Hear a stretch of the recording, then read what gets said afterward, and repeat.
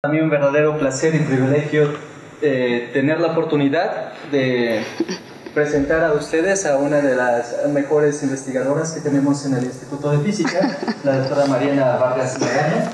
Déjenme decirles un poco acerca del trabajo que ella ha hecho desde hace algunos años. Como muchos de los jóvenes que están aquí, ella hizo su licenciatura en la UNAM y en la Facultad de Ciencias. Ella estuvo aquí hasta el 2007, cuando realizó una tesis con el doctor Rubén Alfaro aquí en el Instituto de Física, básicamente diseñando un detector Cherenkov que sería como el papá de lo que es hoy HAWC. Entonces ella trabajó allá en el site de HAWC. Se puede decir que ella fue una de las iniciadoras de este gran proyecto. Después se fue a la Universidad de París 11, no sé, en donde hizo una maestría de un año, del 2007 al 2008, en el grupo de partículas nucleares, astropartículas y cosmología, para después continuar con sus estudios en París 7, del 2008 al 2012. Es una de las muchos de los datos que nos va a platicar en el laboratorio de astropartículas, volviéndose experta en estudios de cosmología observacional y particularmente en el estudio de la formación de grandes estructuras. Después de eso, ella hizo un postdoc en el Centro McWilliams de la Carnegie Cosmological Mellon University, Williams Center for Cosmology, ¿verdad? De la Carnegie Mellon University en Pittsburgh, en Estados Unidos. Trabajando en post, pero además participó en los primeros esfuerzos de DESI, donde continúa trabajando hasta el momento, y a partir del 2015, afortunadamente, fue contratada aquí en el Instituto de Física. Sigue trabajando ahora en eVoS, como nos va a presentar todavía con cierta información de ahí, en DESI. Básicamente ella está buscando respuestas en estas oscilaciones acústicas de bariones para tratar de describir nuestro universo. Yo creo que una de las cosas más interesantes de este trabajo que nos va a presentar es que las personas no sabían explorar estas oscilaciones acústicas de bariones más que para energía oscura, pero ella nos va a platicar que se pueden emplear mucho más lejos. Entonces me gustaría que le diéramos una calurosa bienvenida a Mariana en el día de su cumpleaños, por cierto. Además, o sea que pórtense bien conmigo.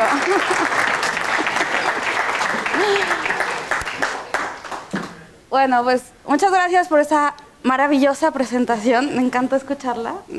Un poquito muy bien presentada. Y pues gracias también, Saúl, por la iniciativa de organizar esto, porque fue realmente tu idea organizar este coloquio. Como Saúl acaba de decir, la idea de este seminario es platicarles de un trabajo que recientemente publicamos, un grupo de colaboradores y yo. Este es la primera medición de neutrinos en el espectro de oscilaciones acústicas de bariones. La idea de este seminario es realmente platicarles un poco de este trabajo para que lo conozcan. El título del trabajo es un poquitito más técnico, pero claramente estamos diciendo lo mismo. Lo que realmente les voy a presentar el día de hoy es la medición de un corrimiento, de un desfasamiento que medimos en el espectro de oscilaciones acústicas de bariones, y este desfasamiento está asociado a los neutrinos reliquia. Eso es lo que les vamos a presentar el día de hoy, les voy a presentar el día de hoy. Este es el equipo que trabajamos en este trabajo, y antes de empezar a hablar del trabajo, voy a hacer como dos preliminares que no tienen realmente que ver con el trabajo. Primero es decirles, es un trabajo colaborativo, eso me interesa mucho pasar el mensaje. Es muy bonito colaborar, entonces esta fue una colaboración de 8 personas. Aquí tienen a los 8 colaboradores, los separé un poquito como categorizando. De este lado tenemos como el equipo teórico y este es el equipo observacional. Entonces es una colaboración exitosa entre teóricos y observacionales que nos llevaron a hacer esta importante investigación. Pues no voy a ir con cada uno de ellos, ya verán los autores, pero bueno, ese era el primer mensaje. El segundo mensaje, el tema de esta investigación toca a la física de neutrinos, y también este era otro mensaje que quería pasar. La física de neutrinos es un claro ejemplo de un tema de investigación multidisciplinario que combina expertise de diferentes dominios. Tenemos por un lado la cosmología, que se combina con la astrofísica y la física de partículas. Entonces se requiere realmente la expertise de diferentes personas para poder aprender de física de neutrinos. Bueno, con estos dos preámbulos voy a presentarles directamente cuál es el menú para el día de hoy. Lo que tengo preparado son 3 bloques. Generalmente suelo preparar 3 bloques por alguna extraña razón. El primer bloque tiene que ver con una introducción muy rápida a la cosmología, con un particular énfasis en los neutrinos. En el segundo bloque me voy a concentrar en un fenómeno que se llama oscilaciones acústicas, que es de donde estamos viendo toda esta fenomenología tan rica. Y en el tercer bloque ya me voy a dedicar justamente a la medición de este desfasamiento, como lo realizamos en este espectro de oscilaciones acústicas de bariones, que es una de las observables de este fenómeno que se conoce como oscilaciones acústicas. Entonces vamos a empezar directamente con el primer bloque, que es la cosmología. Entonces, bueno, en esta introducción muy rápida a la cosmología, esta lámina casi siempre me gusta presentarla. Lo que hoy conocemos como el modelo cosmológico estándar tiene un nombre y se llama el modelo Lambda-Koldar-Mather. Es un modelo que es el más simple que conocemos. Con solo 6 parámetros podemos describir el universo y todas las observaciones que tenemos de este universo.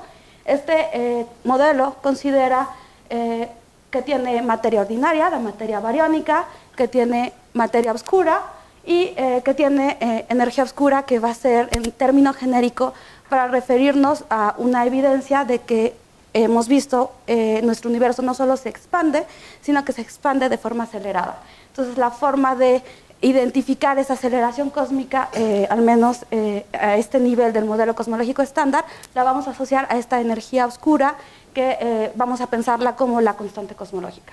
Adicionalmente, este modelo contempla que el universo en su estado inicial tiene una serie de perturbaciones iniciales a partir de las cuales se van a generar toda la estructura que observamos en el universo, y el mecanismo por el que estas fluctuaciones primordiales aparecen y se hacen macroscópicas es la inflación, y la predicción de la inflación en estándar que estamos manejando este modelo es que genera perturbaciones a todas las escalas que son invariantes de escala. Tenemos todas las perturbaciones son generadas a todas las escalas al mismo nivel. Y esto es el power spectrum inicial que consideramos viene de la inflación. Una de las ventajas de este modelo, y es lo que lo ha hecho el modelo fundamental o el modelo estándar, es que tenemos un conjunto de observaciones muy amplio que favorece o está en favor de este modelo.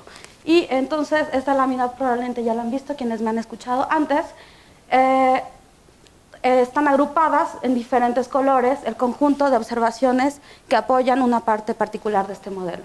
Por ejemplo, en este lado tenemos todas las observaciones que tienen que ver con lo que nos muestra la evidencia de la materia oscura, que son las curvas de rotación, los potenciales gravitacionales débiles y fuertes, toda la dinámica de los clústeres, la radiación cósmica de fondo y las oscilaciones acústicas de bariones. Por otro lado, tenemos un bloque que tiene que ver con lo que soporta la parte del modelo de la energía oscura, de la expansión cósmica. Tenemos las supernovas, las oscilaciones acústicas de bariones, la abundancia de clústeres, el lentillaje débil y las medidas de crecimiento. Igualmente tenemos un conjunto de observaciones que nos dan información del universo temprano. En este caso tenemos la abundancia de elementos primordiales y tenemos la medición de ondas gravitacionales que nos darán información sobre las fluctuaciones tensoriales. Por otro lado, las observables genéricas que nos dan información de muchos de los parámetros del modelo, tendríamos la radiación cósmica de fondo, que vamos a estar hablando mucho en esta presentación, y mediciones directas del parámetro de Hubble, que es la tasa de expansión del universo.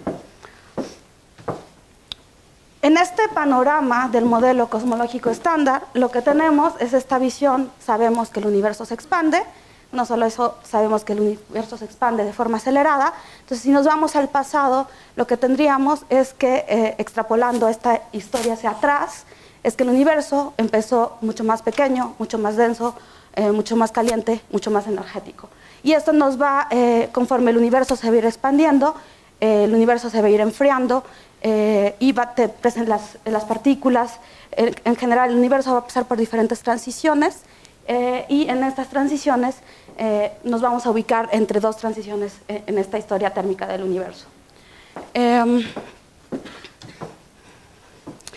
En este está un poquitito más especificado estas diferentes transiciones por las que pasa el universo. Entonces empezamos aquí tenemos el inicio del universo. En el universo tenemos estas fluctuaciones de campo cuánticas que se generan en este periodo de la inflación y que se inflan de forma exponencial, y al final con el decaimiento del Platón se van a generar todas las partículas elementales que tenemos aquí.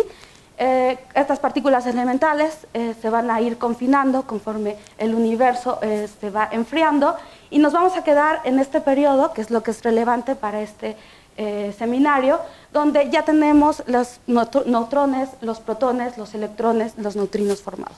Entonces, aquí tenemos estas partículas que se están interactuando todo el tiempo en una especie de plasma, y el universo va a continuar expandiéndose. Conforme se va expandiendo, la tasa de interacción va a ser menos eficiente cada vez, y va a llegar un momento en que la tasa de interacción de estas partículas va a ser inferior que la expansión del universo, va a dejar de interactuar. En particular, aquí estaremos hablando de la interacción que tiene que ver con los neutrinos, y es en ese momento donde se van a desacoplar los neutrinos, y estos son los neutrinos que representan este fondo cósmico, que es de lo que trata este seminario. Otra observación que también vamos a estar manejando en este seminario es este universo va a continuar enfriándose, se van a empezar a formar los primeros átomos, mientras haya fotones muy energéticos se van a estar destruyendo y formando todo el tiempo, hasta que llega un momento otra vez que el universo está suficientemente frío como para que estos fotones ya no tengan energía suficiente para interactuar y robarse estos electrones de los átomos, y entonces se van a desacoplar. Y este va a ser el segundo momento que va a ser relevante para esta exposición, que es cuando se desacoplan los fotones, y es la generación de la radiación cósmica de fondo, que es una de las informaciones más valiosas que tenemos hoy en día para acotar la cosmología. Entre estas dos vamos a estar hablando un montón. Ahorita me voy a enfocar un poquito a la primera parte, simplemente para especificar las interacciones las cuales estaremos hablando en este momento. Tenemos esta interacción entre neutrones y protones, que van a estar intermediados por estas interacciones con los neutrinos, y esta producción de positrones, electrones generados de los gamas. Estos son el tipo de interacciones que vamos a estar manejando en este momento. Posteriormente, como les dije, el momento del desacople lo podemos determinar de alguna forma igualando en qué momento la tasa de expansión del universo se iguala a la tasa de interacción de los neutrinos, y ese momento nos va a determinar el punto del desacople, que si hacemos las cuentitas nos va a salir aproximadamente que este desacople ocurrió cuando el universo tenía una temperatura de aproximadamente 1 megaelectronvolt, y esto ocurrió más o menos alrededor del primer segundo después del Big Bang. Entonces, este es el momento en que se desacoplan estos neutrinos. ¿Qué quiere decir que se desacoplan? Pues que entonces, a partir de este momento, van a viajar de forma libre por nuestro universo y sin interactuar prácticamente con nada. Si vemos en términos de, esto es como las energías a las que diferentes fenómenos astrofísicos generan neutrinos, y aquí tenemos la parte que vienen de estos neutrinos reliquia, que vienen de los primeros instantes del universo, y esta es la temperatura a la que observaríamos hoy en día. Y lo que nos damos cuenta es que estos reliquia realmente están a unas temperaturas entre micro y milielectronvolts, lo cual los hace partículas prácticamente indetectables. Obviamente es muy interesante desde el punto de vista de la cosmología y de las partículas en general tener estos neutrinos reliquia, porque nos estarían dando de alguna forma una fotografía del universo cuando apenas tenía un segundo. Desafortunadamente lo que estamos viendo aquí, y Eric, que por aquí está, nos podrá platicar en algún momento de qué tan difícil es detectar directamente los neutrinos, y más a este tipo de energías, pues lo hace una tarea prácticamente imposible, la detección directa. Han existido intentos de detectar esta radiación de neutrinos reliquia. Si bien teóricamente sabemos que existe, pues no tenemos ninguna detección directa de ella, y no no existe una forma muy clara de detectarlos. Esto me recuerda, y quise poner aquí esta frase porque me pareció súper interesante cuando estaba preparando esta exposición. Es una frase que dijo Paoli en 1930 y dijo: he hecho algo terrible, he predicho la existencia de una partícula que nunca va a ser medida, y esto es algo que ningún físico teórico debe hacer. Afortunadamente él se equivocó, y esto no lo dijo en este contexto, pero 30 años después fueron detectados los primeros neutrinos. Entonces aquí no lo estamos aplicando, este no fue el caso, pero realmente, si bien no podemos detectarlos de manera directa, existen formas indirectas de detectar estos neutrinos reliquia. Y en particular, hoy les voy a hablar de dos. Es la huella que tienen en la radiación cósmica de fondo y la huella que tienen en las estructuras a gran escala, y los dos están relacionados con un fenómeno que conocemos como oscilaciones acústicas, que es de lo que va a tratar el segundo bloque.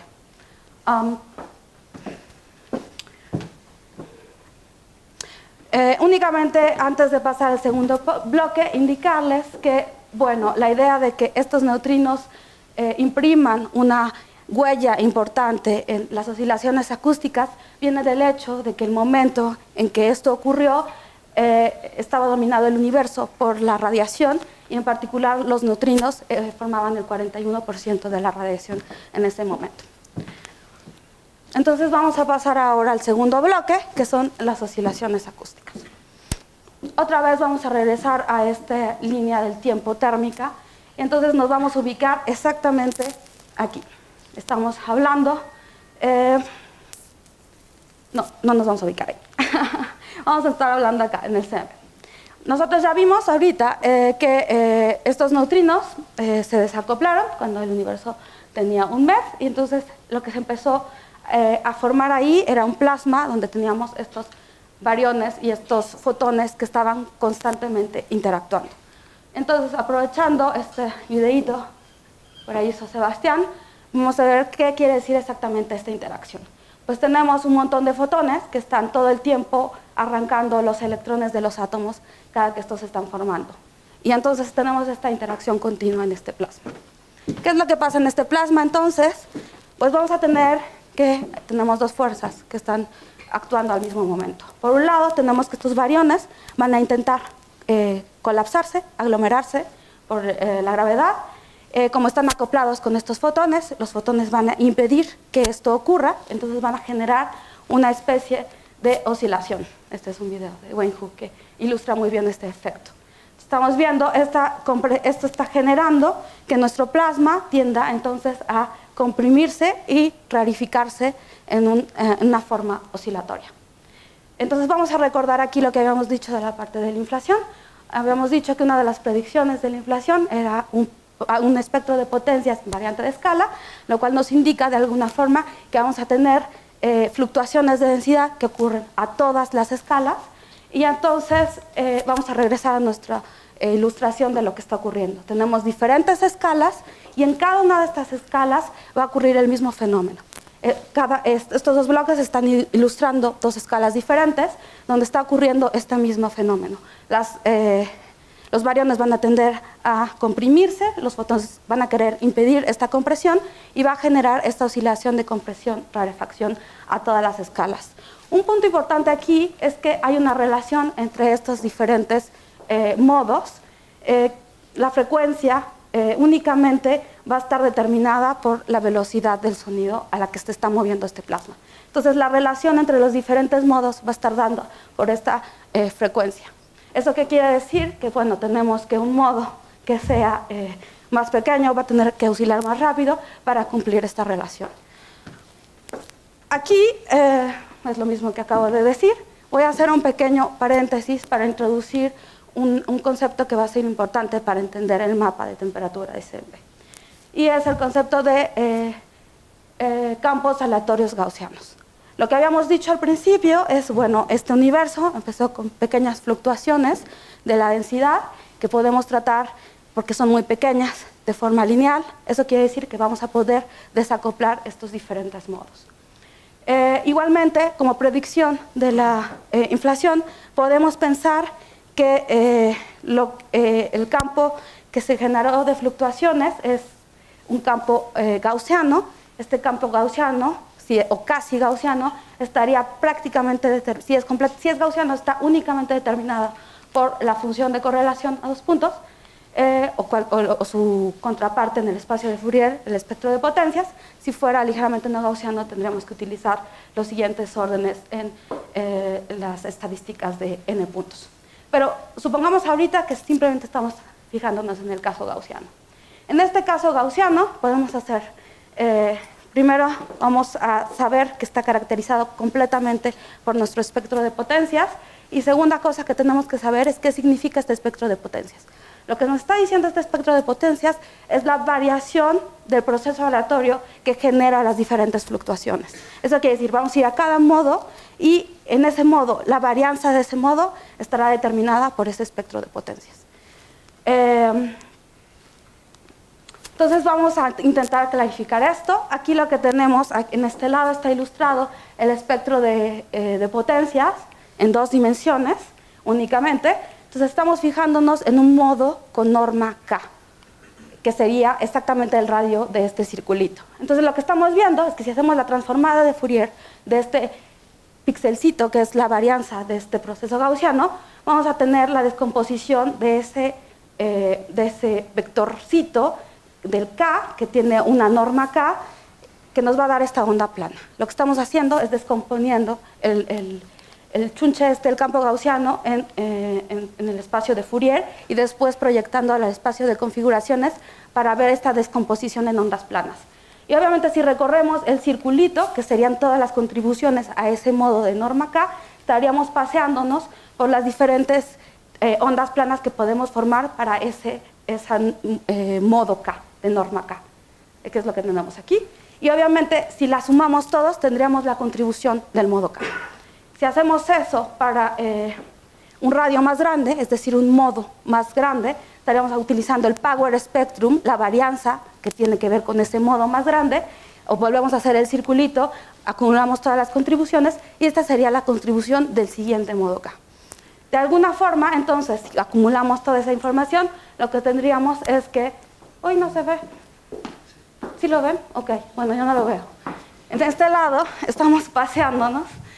Justamente estamos viendo la contribución de cada modo K, este es el espectro de potencias, y lo que veríamos en el universo sería la acumulación de todos estos modos K, que es lo que nos daría este tipo de campos aleatorios gaussianos. Y como se están dando cuenta, aquí estamos caracterizando el campo gaussiano completamente por este espectro de potencias. Es un poco el mensaje importante que va a ser relevante cuando llegamos a explicar lo que observamos de espectro de fluctuaciones de temperatura. Bueno, si esto les interesó, el pequeño comercial, pueden venir a nuestro curso el siguiente semestre. Ok, si no les interesó, olvídenlo. Regresamos al CMB. Entonces teníamos estos modos que están oscilando, entonces dependiendo del modo, la frecuencia va a estar determinada por esa expresión. Ahora lo que nos hace falta entender es, bueno, si esto lo proyectamos cada modo al espacio de configuraciones, tenemos la descomposición en ondas planas, y ahora lo que vamos a tener es esta oscilación que estamos viendo. Ahora, no están viendo nada ahí, pero ahí se está moviendo. Alcen la mano lo que están viendo. No, no es cierto. Claramente lo que estamos viendo es esta rarefacción y compresión. Yo tampoco lo estoy viendo, pero ahí está. Ahora sí ya se ve, ¿no? Lo que estamos viendo con los resortitos y las pelotitas, que era la caricatura, lo que nos está generando es generalmente esto sería como el espacio de configuraciones, lo que está pasando con la densidad, esta compresión, rarefacción, compresión. Entonces ahora vamos a seguir al siguiente elemento, donde se comprimen, entonces va a haber una emisión de fotones más calientes, y donde se extienden va a haber una emisión de fotones más fríos. Y entonces lo que va a pasar, otra vez volvemos a acumular todos los ingredientes, sabemos que acumulando toda esta visión que estamos haciendo en el espacio de Fourier, descomposición en diferentes modos, esto es lo que pasaría en los diferentes modos que estábamos viendo en los resortitos. Ahora es lo que estaríamos diciendo. A diferentes escalas vamos a ver esta oscilación que tiene una relación de la frecuencia entre los diferentes modos. Entonces, si acumulamos toda esa información, vamos a generar un campo, una distribución sí, un campo aleatorio gaussiano que está representando esas fluctuaciones de la densidad que estamos viendo aquí. Están oscilando todos estos modos siguiendo aquella expresión, y al final, al acumular todos los modos, estaríamos viendo esto como la oscilación que estamos representando en este periodo en el plasma. ¿Qué es lo que va a pasar? Esto aquí estamos viendo nada más los modos más grandes, simplemente para que sea más visible, porque aquí no sé si alcancen a ver, se ve nada más como ruidito, pero eso se está moviendo, ¿no? Bueno, pues entonces, ¿qué es lo que pasa a la hora del desacoplamiento? Pues entonces lo que tenemos es estos fotoncitos rojos, tienen energía suficiente para arrancar los electrones de los átomos, pero llegará un momento, el universo va a seguir enfriando, que van a empezar a perder energía. Y entonces se van a volver en fotoncitos grises, que ya no tienen energía suficiente para arrancar electrones de los átomos. Y entonces lo que estamos viendo de este lado, aquí, sería como esta fracción de electrones libres está disminuyendo conforme el universo se está enfriando, y la proporción de fotones que son capaces de arrancar electrones de los átomos está disminuyendo. Eso es lo que está ejemplificando este desacoplamiento de fotones. Y lo que se llama ya fotones info, lo que están ilustrando es el hecho de que estos fotones ya no están interaccionando con nada, lo cual quiere decir que están transmitiendo información que viene de antes. O sea, al no tener interacción, ya no hay mezcla de información por vía las interacciones que puedan tener en el camino. Este es el momento de desacoplamiento, y lo que estamos viendo, ¿se acuerdan de esta cosa que está oscilando? De repente va a dejar de oscilar y se va a quedar una fotografía fija. Y eso es lo que nos está dando el CMB, una fotografía del universo cuando era muy viejito, bueno, muy joven, pero hace mucho tiempo. Bueno, entonces, de alguna forma, ya con lo que les he dicho, podría venir la intuición de dónde viene esta figura. Esta figura es el espectro de las fluctuaciones de temperatura de este mapa. Eso quiere decir que estamos viendo la correlación entre puntos calientes y fríos de este mapa, y este sería el equivalente del espacio de Fourier que estábamos manejando hasta ahorita. Y esto simplemente, porque esta charla no es de CMB, lo que estamos viendo en esta estructura de picos y valles que genera el espectro de potencias de la radiación cósmica de fondo, es que el primer pico estaría determinado por aquel modo que únicamente tuvo el tiempo de comprimirse una vez. El segundo pico es compresión, rarefacción, y el tercer pico sería compresión, rarefacción, compresión. Entonces, esto nos estaría dando la información del horizonte sonoro. Y de ahí vienen un montón, las cotas más fuertes de cosmología, como observable única, vienen de analizar este espectro de potencias. Bueno, pues ahorita ya entendimos este espectro de potencias, este es solamente para completar el dibujito, el panorama completo. Lo mismo que ya vimos con el espectro de potencias en espacio de Fourier, ahora lo aplicamos a esto que son las escalas angulares, y tendríamos el mismo comportamiento. Ls grandes quiere decir pequeñas escalas, Ls pequeñas quiere decir las grandes escalas. Estamos descomponiendo esto. Bueno, hasta aquí ya entendimos el CMB, y ya entendimos cómo se generaron esas oscilaciones acústicas. Los neutrinos tienen dos efectos en la radiación cósmica de fondo. Por un lado tenemos el damping, que es, si vieron la estructura de picos, hay un amortiguamiento de este patrón de picos y valles. Eso no es el tema de esta charla, pero otro de los efectos que tiene los neutrinos en la radiación cósmica de fondo es la presencia de este desfasamiento, y eso es de lo que se trata esta charla. Otra vez el recordatorio de por qué tienen un impacto tan importante estos neutrinos en esta etapa del universo temprano, pero antes de seguir vamos a definir una cantidad. Entonces, la radiación se tiende a parametrizar de esta forma, con un parámetro que vamos a llamar n efectivo, y lo que nos está diciendo, esta es la densidad de radiación, tiene la componente que viene de los fotones, que está completamente determinada por la radiación cósmica de fondo, y tiene la contribución que viene de todas aquellas especies relativistas. Entonces, si solo pensamos en los neutrinos, pues solamente esta sería la contribución de cada una de estas familias de neutrinos. Entonces, de alguna forma, medir este parámetro nos está indicando cuántos neutrinos, familias de neutrinos tenemos en el universo. Y esa va a ser la cantidad fundamental que vamos a utilizar en este trabajo. Solo mencionar esto, pero va más allá de la parte de la cosmología.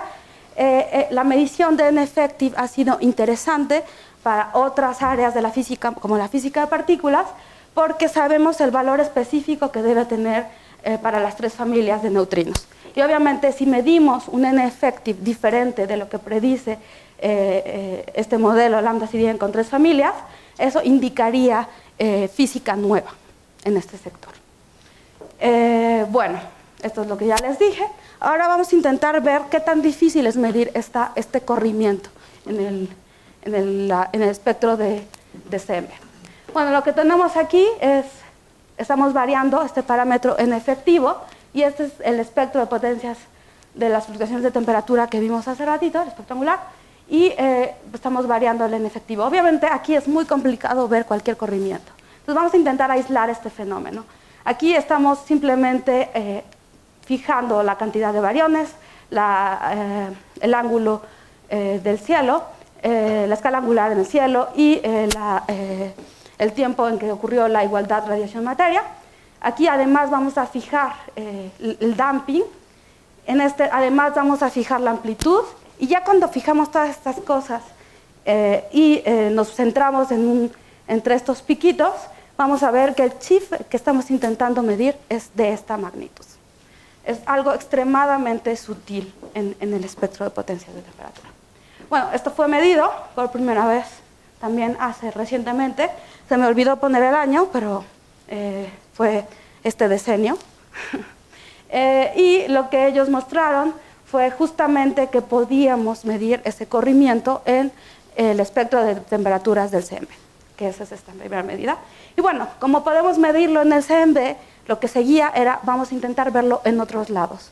Entonces, esto ya lo dije, lo de la física adicional. Entonces, ahora viene el tercer bloque, y el tercer bloque tiene que ver justamente con esta medición en el espectro de galaxias. Entonces, como les dije al principio, la anterior es del CMB.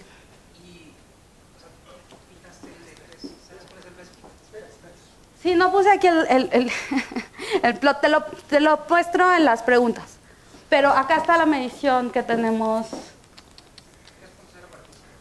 Aquí está la cota. Este número no estoy segura que fue el más actualizado, pero este es lo que tenemos del CMB, de la cota. De hecho, la medición más precisa hoy en día viene del CMB. Solo para quien quiera hacer una pregunta, tiene toda la libertad de hacerlo, pero dígame, porque la están grabando y no se escucha la pregunta. Bueno, entonces decíamos, desde el principio les dije que estas oscilaciones acústicas tienen dos formas de observarse, tienen dos efectos. Uno es la radiación cósmica de fondo y el otro es en la estructura de la materia, y ese es donde nos vamos a enfocar ahorita. Bueno, entonces la idea, ya les platiqué estas oscilaciones acústicas en el espacio de Fourier. Ahora, para hablar de las oscilaciones acústicas de bariones, es más natural pasarse al espacio de configuraciones, al espacio de posiciones. Entonces, esta es una simplificación de cómo se observa, pero es muy ilustradora. Entonces, vamos a por un momento centrarnos en esta pequeña ilustración. Vamos a pensar que solo tenemos una perturbación en el universo, que está aquí centrada, y entonces tenemos todas estas especies en el universo, los neutrinos, los fotones, los bariones y la materia oscura. Y todas están en el mismo, se siguen completamente porque son perturbaciones adiabáticas, entonces todas están una sobre otra. Dijimos que en este momento el plasma de bariones fotones tiene estas dos fuerzas, la que intenta comprimirlo y la que se opone a esa compresión. Eso va a generar esta oscilación en el espacio de Fourier, pero como vemos eso en el espacio de configuraciones, como una onda de presión que empieza a propagarse a partir de esta perturbación inicial, como una onda esférica que va a ir rodeando a esta perturbación inicial. Y este es lo que tenemos aquí ilustrado. en puntillado azul y rojo.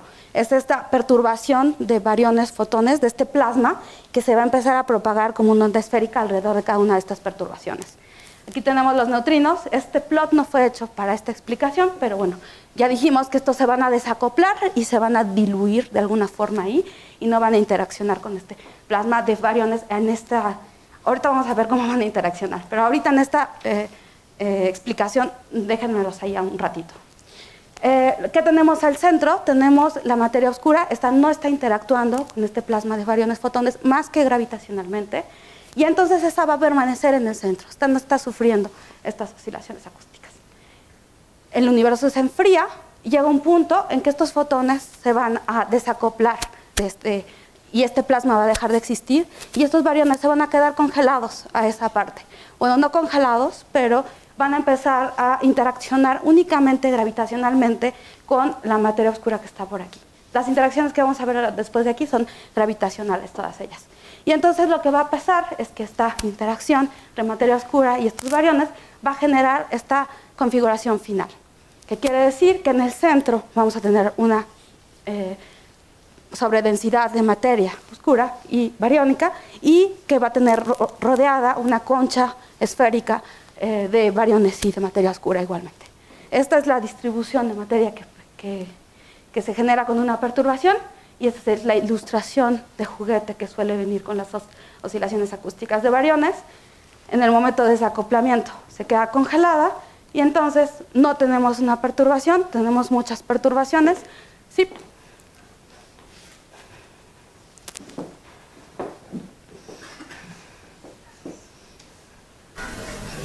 El ancho del pico depende de qué otras cantidades. El ancho del pico. El pico de abajo. Ajá.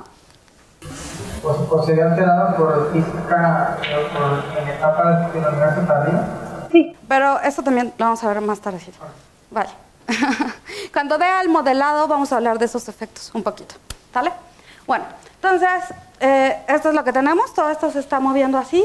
Entonces, claramente no es... ¿cuál es el paso que sigue? Tenemos esta distribución de materia, pero aún no tenemos las galaxias.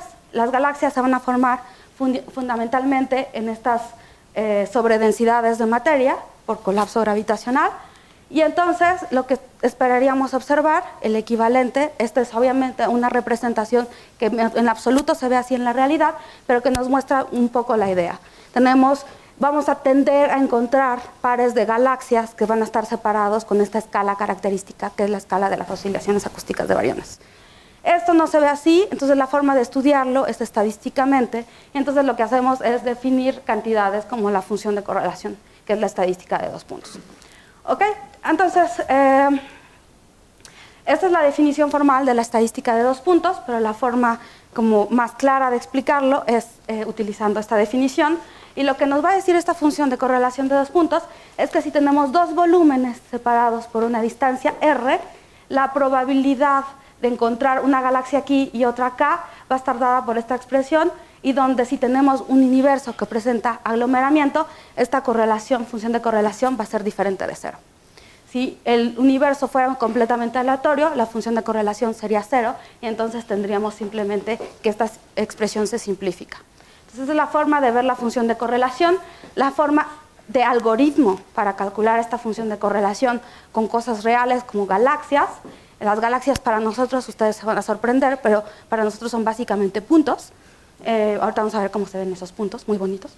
Pero la forma de calcular esa función de correlación con puntos, con una distribución de puntos, sería, tenemos un conjunto que está correlacionado, que tiene aglomeramiento, necesitamos un conjunto que no tiene aglomeramiento, entonces vamos a comparar cuántos pares de galaxias se encuentran en cada bin de separación R. Y esa es la forma en que vamos a calcular los pares que vienen de los datos y los pares que vienen de los randoms, y eso nos va a dar un estimador de la función de correlación, que es no perfecto, pero es un estimador. Bueno, si hacemos esa definición, la expandimos a 2 dimensiones, lo que vamos a tener es que vamos a separar los pares que están alineados a la línea de visión y transversales a la línea de visión. Vamos a ver más adelante por qué hacemos eso, pero eso nos va a dar una función de correlación en 2 dimensiones, donde el anillo estaría representando la huella acústica, la señal de Beowulf, la escala de Beowulf.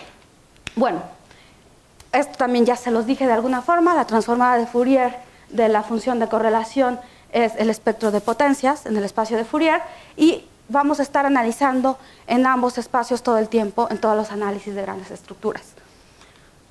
Bueno, ¿cómo medimos esto? Este es el telescopio que está, un 2.5 metros que está en Nuevo México.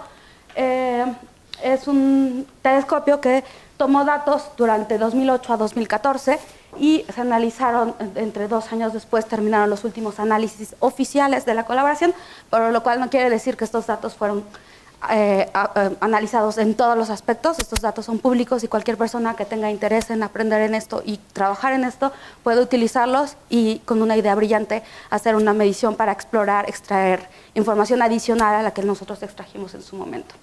El objetivo principal de este experimento, como ya lo dije, es la medición de las oscilaciones acústicas de bariones, pero usamos la medición de las oscilaciones acústicas para estudiar la energía oscura. Utilizamos el concepto de regla estándar, que ahorita no tengo el tiempo de presentar, pero que si alguno quiere saber en la parte de preguntas lo podemos trabajar.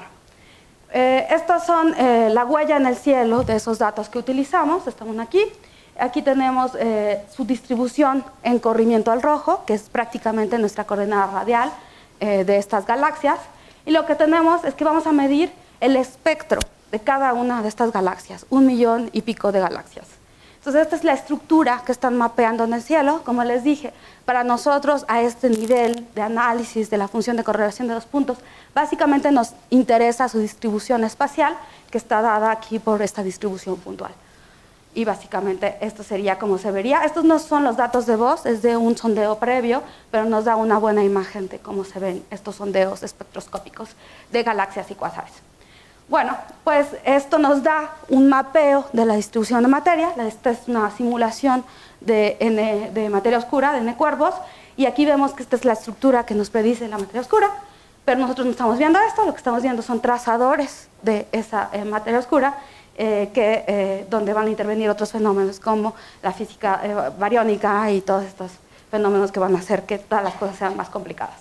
Pero analizando estos conjuntos de observaciones, estos puntos, estas distribuciones, estos mapeo de galaxias, obtenemos la función de correlación en los 3 bins. Vamos a dividir el conjunto de datos en 3 segmentos que nos van a dar su análisis, 3 funciones de correlación con redshift medio diferente.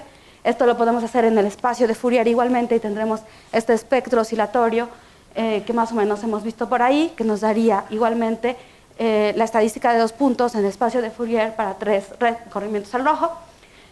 Vamos a volver a la explicación de cómo se genera este corrimiento. Bueno, tenemos que recordar que tenemos 2 cosas. Por un lado tenemos este fluido de bariones fotones, este plasma, que se va a mover aproximadamente a la velocidad del sonido que está dada por esta expresión, más o menos, aproximadamente. Y tenemos estos neutrinos que se desacoplaron y que son partículas relativistas, se van a mover a la velocidad de la luz, se ven más rápido.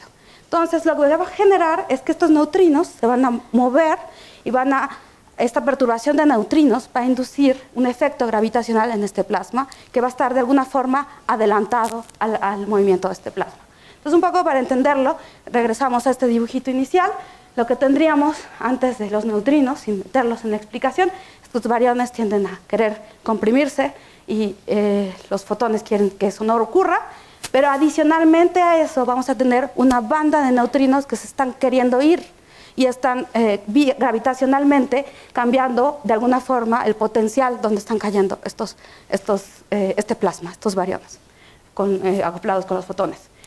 Ese es lo que está generando en términos de las oscilaciones que le hemos estado explicando. Tendríamos que otra vez volver a este ejemplito. Entonces tendríamos que nuestros estaban oscilando los diferentes modos con esa relación entre la frecuencia y el modo K y la velocidad del sonido que les presenté. Esto generaría de alguna forma este tipo de power spectrum. Y de ahora, además de eso, esta presencia de los neutrinos de alguna forma está impidiendo que empiecen a colapsarse al mismo momento que se hubieran colapsado si no existiera. Entonces, de alguna forma, lo que estamos viendo es que si estos neutrinos no existen, no tendríamos ningún corrimiento en el tiempo, pero el hecho de que existan está haciendo que el momento en que esta cosa empieza a oscilar tenga un pequeño corrimiento. Ese es un poco el efecto que estamos viendo y cómo se ve en el espacio de Fourier. Aquí tenemos, este es cómo se ve el power spectrum de la materia. Lo que tenemos aquí es cómo varía otra vez con el número efectivo de neutrinos.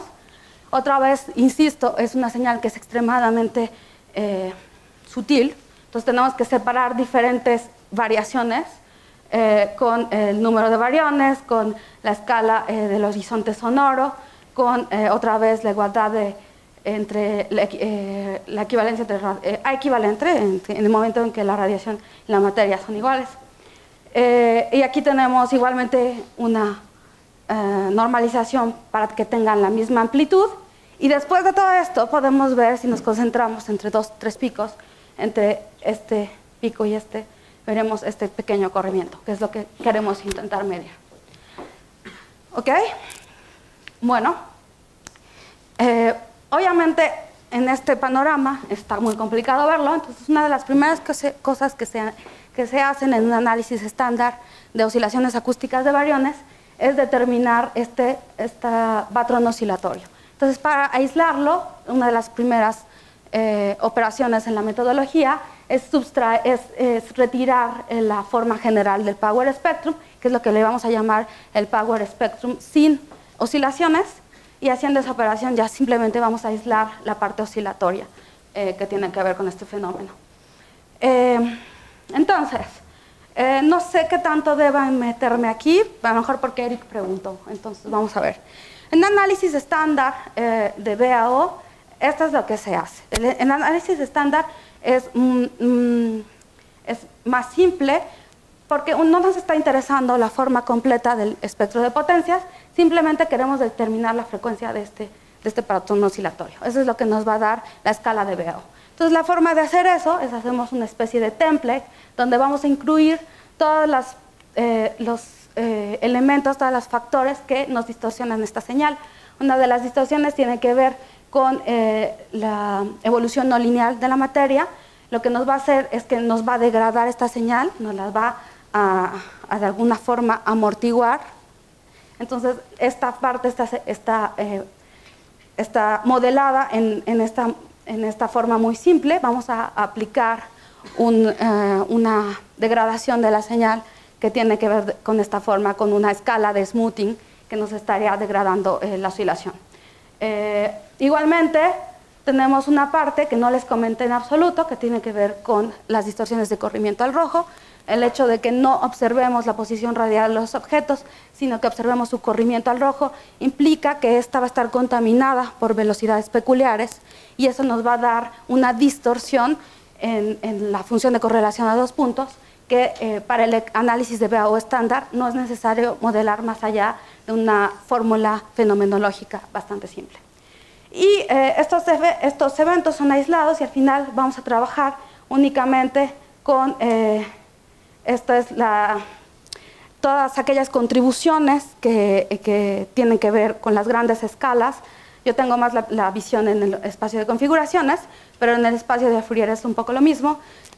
Todas aquellas que nos van a mover la amplitud, pero que no nos van a hacer ningún corrimiento, van a estar modeladas por estos términos que son polinomios en general, que son muy suaves, que únicamente nos van a modificar la amplitud del power spectrum.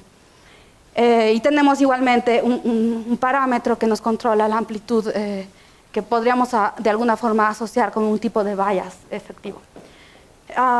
Bueno, ese es el modelado estándar de BAO. Ahora tenemos que introducir un corrimiento en ese patrón oscilatorio que va a tener esta forma, un corrimiento phi.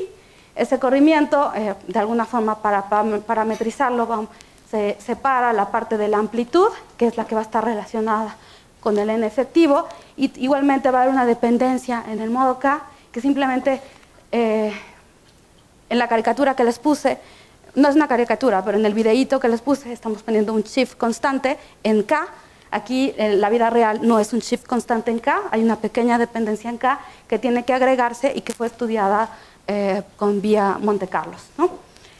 Bueno, pues entonces, ahora, siguiendo esta metodología, vamos a intentar determinar dos parámetros fundamentales para este estudio. Uno tiene que ver con la escala de BAO, que va a ser la determinación del parámetro alfa, y el corrimiento, que tiene que ver con este parámetro beta. Aquí hay otras informaciones importantes. Esta forma de la amplitud está normalizada tal que si medimos un beta igual a 0, indicaría que el efectivo asociado es 0, y si medimos un beta igual a 1, estaríamos encontrando la predicción de un modelo tipo lambda CDM.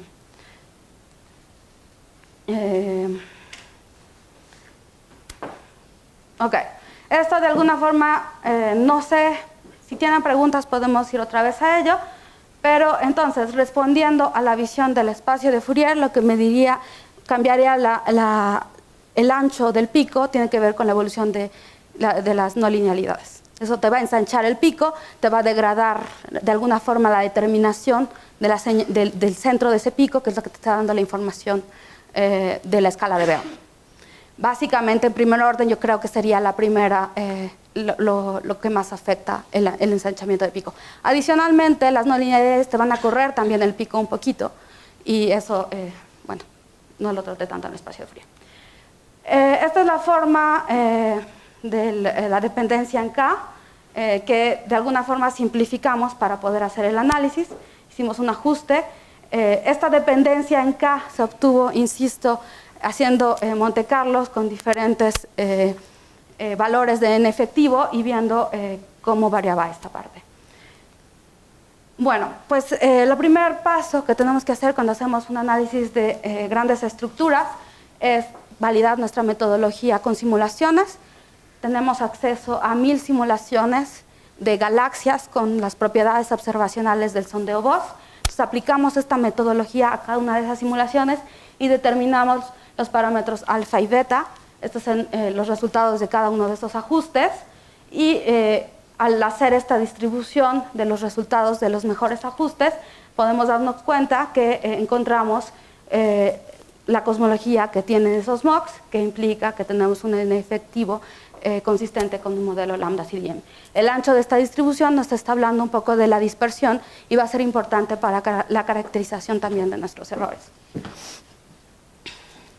Esta es la medición que obtuvimos de aplicar esta metodología a los catálogos de galaxias de BOSS. Como les dije, tenemos 3 bins de corrimiento al rojo. Estos 3 bins no son independientes, se sobreponen. Esto lo hicimos con razón, pero para hacer el análisis utilizamos los 2 bins que nos están encimando, que son el primero y el último, y cada uno fue analizado de manera independiente para obtener estos contornos de confianza en alfa y beta a 1 y 2 sigma, únicamente del análisis del espectro de potencias de las oscilaciones acústicas de bariones. Si además agregamos un prior que tenga que ver con alfa, únicamente el prior es en alfa, que viene del CMB, claramente podemos acotar más estos contornos de confianza y tendríamos estos contornos de confianza cuando incluimos ese prior. Esta sería la distribución a posteriori que obtenemos. En azul otra vez tenemos el resultado únicamente de analizar la parte del espectro de BAO. Cuando agregamos el prior de CMB hay un corrimiento hacia valores más altos de beta, y con otro prior que también viene de CMB tendríamos igualmente un corrimiento, un valor intermedio entre los dos. Sí. Espera, por favor.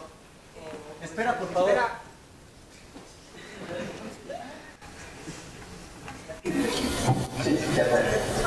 Cuando hacen el análisis de los intervalos de confianza, ¿el n efectivo es libre o está fijado a la? Ahorita que enseña la tabla vemos los diferentes casos. Está aquí, si quieres.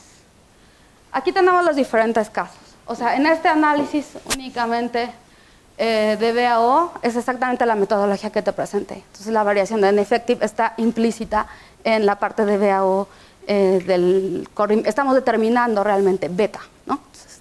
Está contemplada. En este caso, cuando están estos diferentes priors, quiere decir que estamos utilizando las cadenas que proporciona Planck y que estamos haciendo important sampling para incluir la información de BAO. Entonces tenemos los diferentes escenarios. Bueno, regresando. No me queda mucho, pero voy a ir más rápido. Hicimos claramente el análisis en el espacio de Fourier, donde la señal es más fácil, el análisis es más directo. Pero claramente una validación de la metodología es hacer la contraparte en el espacio de configuraciones. Y en el espacio de configuraciones, lo que afecta a un modo K muy claramente, pues en el espacio de configuraciones se vuelve una convolución de modos. Es claramente más complicado y además esta convolución va a afectar no solo a todas las escalas, sino que va a estar acoplada con los términos de broad shape, lo siento, no lo puedo traducir así en el instante, de forma, la amplitud de la función de correlación va a estar acoplada con todas estas variaciones. Entonces no es trivial aplicar la misma metodología y simplemente hacer la transformada de Fourier y hacerlo en el espacio de configuraciones, y no es tan clara la relación que existe entre los términos de broad shape y los ajustes de BAO y el corrimiento. Entonces se hizo, estos son los resultados de analizar los mismos datos, pero ahora en el espacio de configuraciones con la función de correlación a 2 puntos. Estos son los contornos de confianza que vienen solamente del BAO. Cuando agregamos un prior en CMB, estos son los que nos obtendríamos, y estos son las distribuciones a posteriori en los dos casos que mencioné, únicamente BAO y haciendo un prior en CMB. Los resultados son compatibles estadísticamente, pero desde el análisis de las simulaciones nos dimos cuenta que había un efecto sistemático. Esto lo podemos ver cuando hay un efecto sistemático, quiere decir que nuestros fits, con toda la distribución de fits, está siendo afectada y hay un corrimiento de la distribución como tal, que es lo que estamos observando aquí. Entonces, claramente, si bien están correlacionados los resultados, lo cual nos indica que todo es más o menos correcto, hay un efecto sistemático por ahí que no ha sido completamente comprendido. Pero bueno, todo apuntaba a que todo era compatible, siempre lo pusimos como cross-validación del análisis. Para terminar, bueno, la idea es, lo medimos, lo que nos está diciendo este resultado, el que se reporta como el resultado del trabajo es esta cota, que viene de combinarlo con un prior de CMB, donde se tiene el n efectivo variando. Este es el resultado que tenemos, y lo que nos está indicando es que estamos teniendo una evidencia con 3 sigma, más o menos, casi 3 sigma, de que beta es mayor que 0. ¿Y eso qué quiere decir? Pues que beta igual a 0 era que no estamos midiendo ningún neutrino reliquia, y beta igual a 1 es que estamos midiendo la predicción de un modelo tipo lambda CM. Hicimos varias combinación con diferentes tipos de priors. Lo que podemos ver aquí es que pues todos nos indican un beta mayor que 0. Hay una de las sistemáticas que ha sido, no sistemáticos, pero uno de los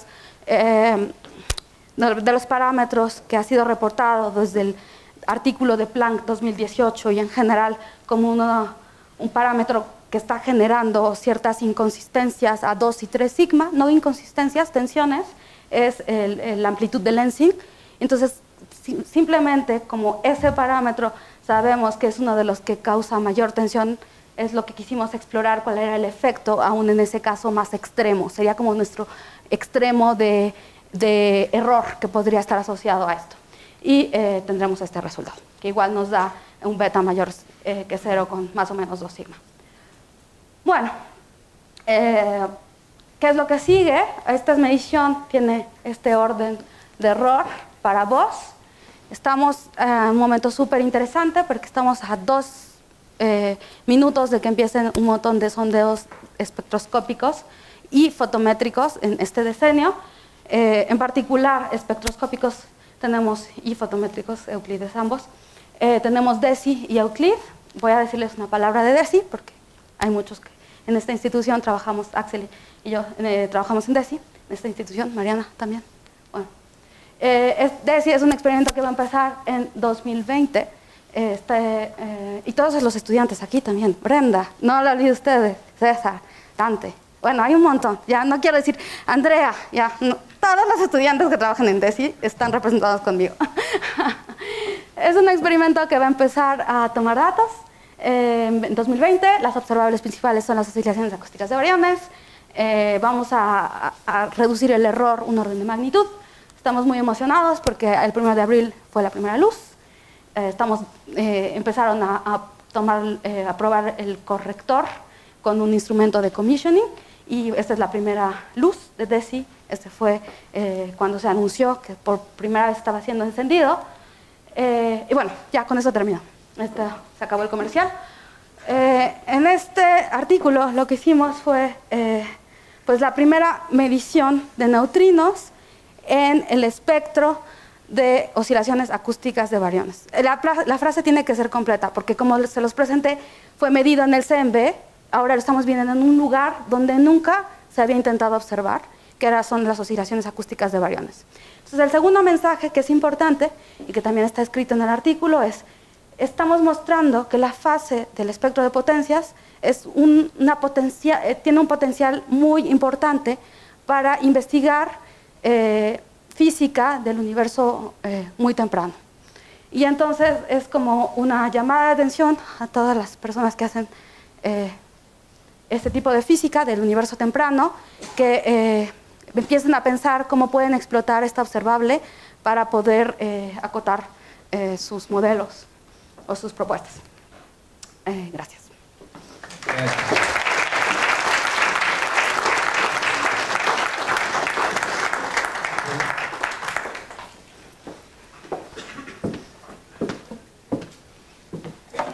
Bueno, se entendí bien. Básicamente solamente con oscilaciones acústicas de bariones, todavía un sigma es posición con cero,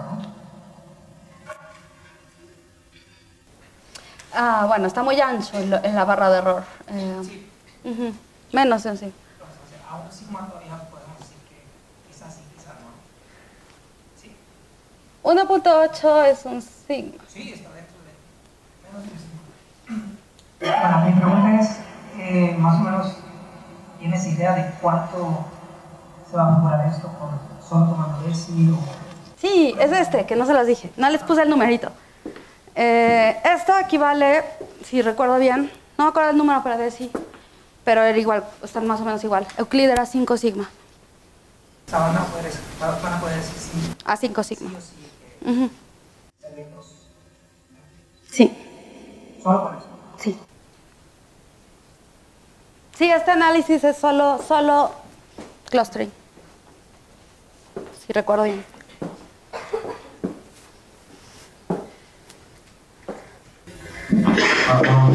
Al principio dijiste que mencionaste que cuando el universo estaba más denso, más caliente, pero también dijiste que estaba más energético. Y no entiendo, bueno, o sea, estoy en la licenciatura y no entiendo que la energía es una constante, hasta ahorita.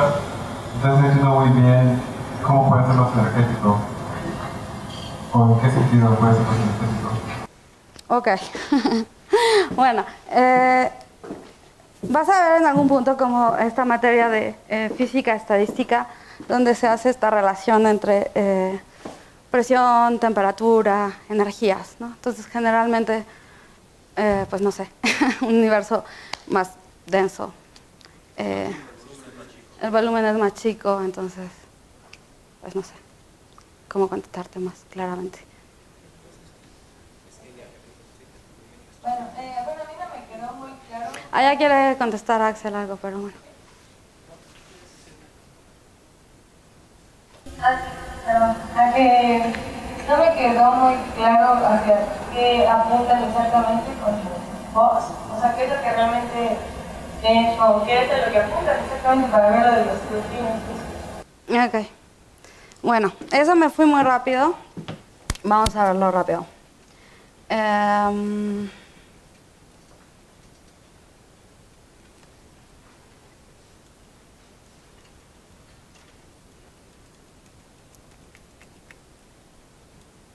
Ya.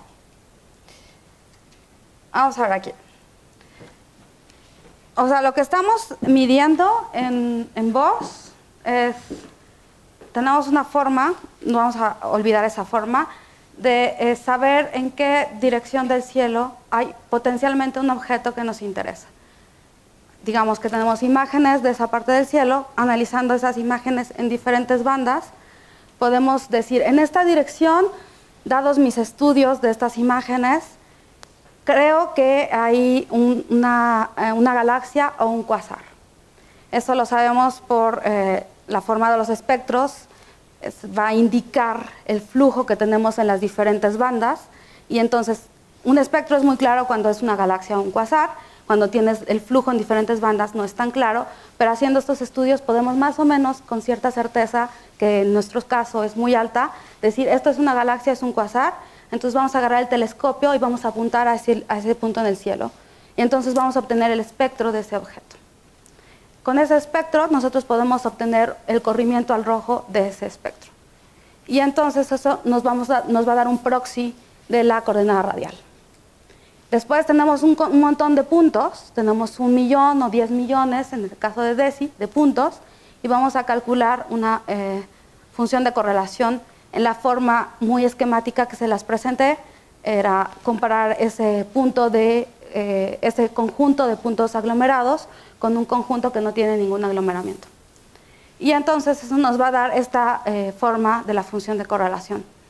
Ahora que ya tenemos esa función de correlación o tenemos ese espectro de potencias que es el equivalente en el espacio de Fourier, entonces vamos a hacer un modelo que integre estas diferentes señales y que nos permita determinar los parámetros que mejor ajustan ese modelo template con esa observación que tenemos. Y eso nos va a dar los mejores ajustes a los parámetros. Y es más o menos como muy esquematizado lo que hicimos. Mariana, ¿podrías poner de nuevo la de la beta? ¿Cuál? ¿La del MOX o la de los datos?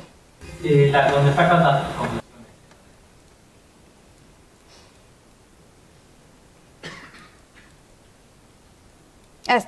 No, la tabla.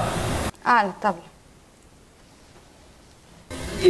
¿Podrías interpretar a un sigma casi 2 sigmas lambda polar más neutrinos está rulado? Porque no se ajusta. Tu beta igual a 1 era la de lambda polar más, ¿correcto? Entonces estás a más de un sigma fuera de ese modelo.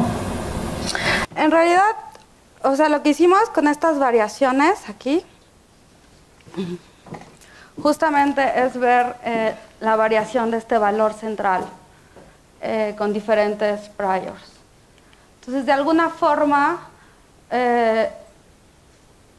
si comparas esos sigmas con las señales, lo que estamos diciendo es que son consistentes estadísticamente con eso, ¿no? O sea, estás viendo una fluctuación, o sea, estoy de acuerdo contigo, lo que estamos viendo aquí es una fluctuación, es configuraciones.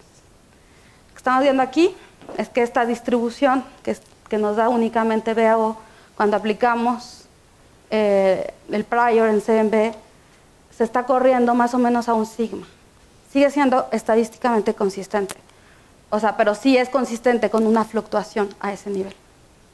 Y si nos vamos, por ejemplo, acá a los resultados pues de los MOX, que nos dan una clara idea de lo que quiero decir con que es consistente estadísticamente, es que en la mayoría de los MOX estamos midiendo 1, ¿no? Pero existe posibilidad de medir betas más grandes que son consistentes estadísticamente con esta distribución. Entonces, de alguna forma, por eso lo hicimos primeramente con la validación con MOX, ¿no? Para ver justamente cómo caracterizar los errores estadísticos y ver más o menos si son consistentes estadísticamente o no cuando observamos un shift. Insisto, o sea, lo que sigue es aumentar la precisión, tener barras de error más pequeñas y entonces ahí sí ya podemos ver qué onda. Perdón, una segunda pregunta. ¿Y han pensado en qué otro fenómeno podría estar degenerado? ¿Degenerado? Sí, digamos, si tienes un shift y le estás asociando, digamos, a la partícula relativista, ¿no? Que en principio podría ser neutrino. ¿Han pensado si pudiera haber alguna otra parte física que pudiera generar también este shift, no necesariamente partículas relativistas? Este es un trabajo que es aparte del artículo, pero una de las primeras cosas que se estudiaron antes siquiera de intentar medirlo era ver qué tanto esta señal estaba degenerado con no linealidades, que es lo que le estaba preocupando a Eric. Este es un artículo muy técnico, pero es bastante interesante, y lo que intentan hacer ellos es ver si pequeñas escalas o grandes escalas podrían inducir, de alguna forma, imitar el efecto que estaban viendo. Y este es uno de los puntos importantes de esta metodología. Lo que se dieron cuenta es que no linealidades no le hacen nada a esto. Por eso es interesante como ventana para ver otras cosas, porque justamente estamos deshaciéndonos de algo que no sabemos modelar muy bien, que son las no linealidades. Entonces, no te puedo dar más detalles del artículo, pero podemos revisarlo juntos y ahí está, de alguna forma demostrado con un toy model cómo no se habla, pues. No generan el mismo tipo de corrimiento, no generan corrimiento en este aspecto. Mi pregunta es, si entendí que lo más valioso del trabajo del momento es observar por primera vez estas cosas. Pero luego tengo una pregunta parecida a la de Axel. Cuando pones la tabla esta de las letras, como, digamos, la pregunta es si ya con lo que tienes podrías elegir el modelo cosmológico que va a las observaciones. Dijiste que tenía 6 parámetros, ¿no? La que presentaste al principio. Y esa sería otra pregunta. ¿Esta beta junta a todos los parámetros o no tiene nada que ver? ¿Cuál sería el modelo entonces que a partir de este momento tuvieras por ahí de muchos modelos? Ok. Este modelo de 6 parámetros tiene n efectivo fijo. Eso quiere decir que está fijada el número de familias de neutrinos. Esto sería como las que están aquí. Del lado contrario. Ya pasé la tabla. Bueno, en la tabla, ese sería modelo lambda CDM. Ya cuando tiene una cosita aquí, es una extensión de lambda CDM. Estás dejando libre el parámetro en efectivo, que ya es una de las muchas potenciales extensiones de CM. Entonces, de alguna forma, cuando se hacen estos análisis observacionales, siempre se acota el modelo estándar de 6 parámetros, donde hay muchas cosas fijas, no solo esto, y se hacen extensiones de a veces 2 parámetros. Análisis separados pueden variar muchísimos más parámetros. Puedes encontrar en la literatura modelos con 12 parámetros en lugar de 6, o sea, el doble de parámetros. Obviamente estás expandiendo el espacio de parámetros, las cotas se van a hacer más pequeñas, tienes más espacio donde moverte. En este escenario minimalista, pues, no sé, o sea, no sé si respondí a tu pregunta. Y otra cosa que quería decir, bueno, ya se me olvidó. Yo tengo una duda sobre la velocidad del sonido que nos muestra aquí. ¿A qué está asociado? Porque una vez el desacoplamiento, pues siempre nuestra partícula de referencia va a ser por todas la velocidad de C. Esa velocidad que tienes asociada es como un promedio del tipo de plasma o algo así. Esa velocidad del sonido. Tengo por aquí la expresión de la velocidad del sonido. ¡Wow! ¿Qué pasó?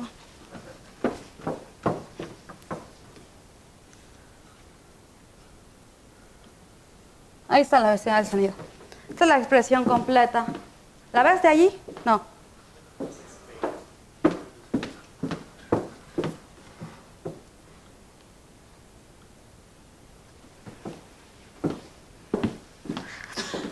Entonces, depende, pues, básicamente de la proporción entre bariones y radiación que tenemos, rho gamma. Entonces, antes es algo que va a estar variando. No, o sea, yo les dije aproximadamente es esto, porque gamma deja de ser importante en algún punto en este proceso o está decreciendo, rho gamma, pero es una función. El tiempo. Es la aproximación, tiende a eso cuando rho gamma deja de ser importante. Bueno, tengo otra duda.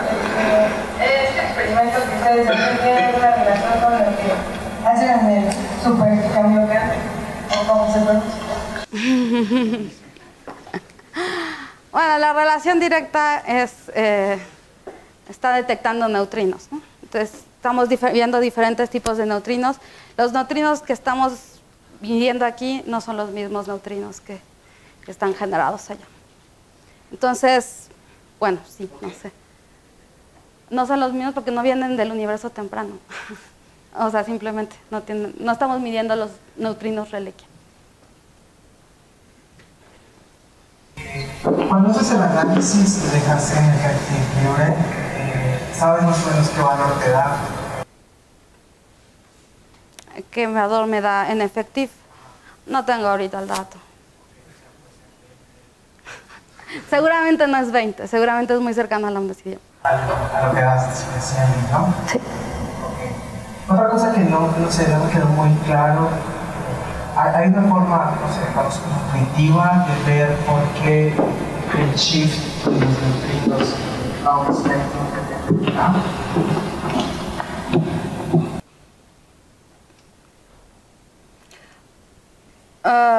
Seguramente que sí, pero no es algo que yo te pueda contestar, es algo que es puramente, o sea, la forma en cómo fue determinado fue utilizando Monte Carlos, varías en efectivo y ves qué tipo de huella tiene en el espacio de K. Puedes mapear exactamente haciendo el modelado. Sí, tiene que ver con el momento, pero no es algo que yo te pueda explicar con las manos. Probablemente alguien que haga física de partículas te pueda explicar eso desde un punto de vista más fundamental. Es algo que toca bastante la física de partículas. Ese es el tratamiento estadístico, pero mi punto es porque no es constante el campo, ¿no? Sí. Vale. Te lo dejo pendiente, te lo explico, no sé, lo investigo y te lo explico. Bueno, tuve una pregunta adicional y creo que ya todos tienen hambre. Agradecerle nuevamente a Mariana.